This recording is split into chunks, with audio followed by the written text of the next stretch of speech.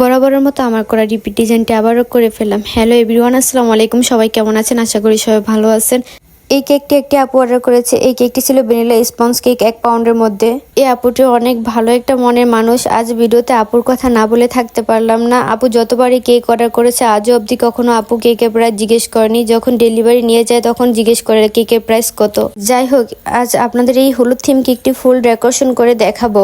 আপুরা 3:30টার দিকে আমাকে SMS দিয়ে আর আমার করা পিকচারটি পাঠিয়ে বলেছে এই কেকটি সেম লাগবে বিকেল 4টার মধ্যে। পরে আপুর SMS দেখে সকালে সাথে সাথে আমি কাজ করা শুরু করে দিয়েছি। আলহামদুলিল্লাহ, আমি দুপুরের মধ্যে ডেলিভারি দিতে পেরেছি আপুর কেকটি। হলুদ কালার দিয়ে ফুল কেকটি ফিনিশিং করে রেখে দিয়েছিলাম অফ ক্যামেরা। এখন আমি ফন্ডেটের শাড়িগুলো একটি একটি করে বসিয়ে দিচ্ছি। আসলে ফন্ডেটের কাজ করতে অনেক সময় লাগে। আমি অফ ক্যামেরায় করেছিলাম এই কাজগুলো। দেখতেই পারছেন কতটা সময় লেগেছিল। ভিডিওতে স্পিড বাড়ানোর কারণে তেমন একটা বোঝা যাচ্ছিল না, বাট আসলে এই কেকটি করতে আমার অনেক সময় লেগেছিল।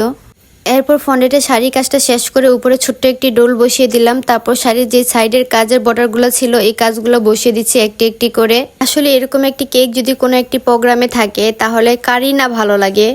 এই কেকটির মধ্যে আরও অনেকগুলো কাজ বসাবো, এগুলো আমি অফ ক্যামেরা করে রেখে দিয়েছি। যেমন হচ্ছে শেরওয়ানি, টুপি, পান পাতা, মিষ্টি, কুলা, মেহেদি, হলুদ, এগুলো হচ্ছে আমি কেকের উপরে বসাবো।